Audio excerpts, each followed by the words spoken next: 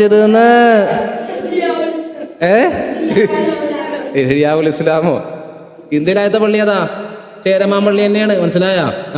ആ പള്ളി പണിയാനുള്ള അവസരം കൊടുത്തത്. അപ്പൊ നമ്മൾ മനസ്സിലാക്കേണ്ടത് നമുക്ക് എല്ലാവരോടും സ്നേഹമാണുള്ളത് അല്ലേ? നമുക്ക് എല്ലാവരും നമുക്ക് വേണ്ടേ? നമുക്ക് ജോസഫും വേണം, ജോണി ചേച്ചിയും വേണം, ജോണിക്കുട്ടനും വേണം, അപ്പച്ചനും വേണം, നമ്മുടെ ക്രിസ്തീയ സഹോദരങ്ങൾ. മനസ്സിലായ?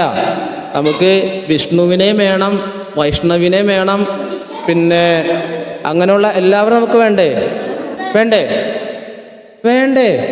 എല്ലാവരും നമുക്ക് വേണം.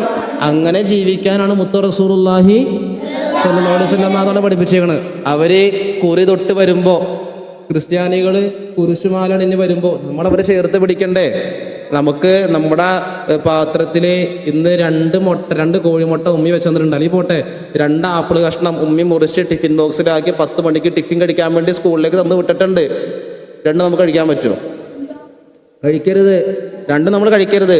നമ്മുടെ അടുത്ത് ഇതിന്റെ ഒരു കൂട്ടുകാരന്റെ പേര് പറഞ്ഞടാ, എന്താണ്? അഭിലാഷ്. അതല്ല, മുസ്ലിമീങ്ങളല്ലാത്തവര്. ഫോർ എക്സാമ്പിൾ അനില്, അഭിഷേക്, അല്ലെങ്കിൽ അഭിലാഷ്. ഒരു കൂട്ടുകാരുടെ പേര് പറഞ്ഞ മോളെ, ഒരു കൂട്ടുകാരുടെ പേര് പറഞ്ഞേ. വൈഗ, ശ്രീനാഥ, ശ്രീലക്ഷ്മി, ഇവരൊക്കെ എന്ത് ചെയ്തു? നമ്മുടെ അടുത്തിരിപ്പുണ്ട്. 2 ആപ്പിളും കഷ്ണത്തിൽ നിന്ന് 1 ആപ്പിളും കഷ്ണം ആർക്ക് കൊടുക്കണം? ശ്രീലക്ഷ്മിക്ക് കൊടുക്കണം. മനസ്സിലായോ? വൈഗാക്ക് കൊടുക്കണം, അഭിലാഷിന് കൊടുക്കണം. നോക്കിയേ അപ്പുക്കുട്ടന് കൊടുക്കണം. മനസ്സിലായ? കുട്ടികളെ ശ്രദ്ധിച്ചേ നോക്കിയേ. എടാ ശ്രദ്ധിക്കേ, സവർണ കേക്ക്. അപ്പം അങ്ങനെ എന്ത് ചെയ്യണം? അങ്ങനെ മറ്റുള്ളവർക്ക് പകുത്ത് കൊടുക്കണം. അപ്പോഴാണ് നമ്മൾ യഥാർത്ഥ വിശ്വാസികളായി മാറുള്ളൂ. നബി സല്ലല്ലാഹു അലൈഹി വസല്ലം മാത്രം എന്തേ പറഞ്ഞെന്നറിയോ?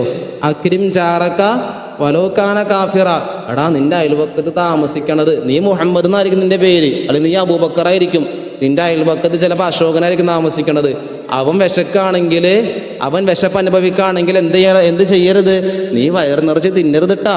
നീ എന്ത് ചെയ്യണം? അവനിക്കും കൂടി ഭക്ഷണം കൊടുക്കണം. അവനെ നീ ബഹുമാനിക്കണം. നീ പെരുന്നാളിന് പുതിയ ഡ്രസ്സൊക്കെ ഇട്ട് പുറത്തേക്ക് പോകുമ്പോഴേ നിന്റെ അയൽവക്കത്തുള്ള അമ്മിണി ചേച്ചിയോ അല്ലെങ്കിൽ അങ്ങനെ ആരെങ്കിലും അങ്ങനെയുള്ളവർക്ക് ഇടാൻ ഡ്രസ്സില്ല. അപ്പം നിങ്ങൾ എന്ത് ചെയ്യണം? ഒരു ജോഡി ഡ്രസ്സ് നിങ്ങൾക്ക് കഴിയുമെങ്കിൽ അവർക്ക് എടുത്തു കൊടുക്കണമെന്ന് മുഹമ്മദ് മുസ്തഫ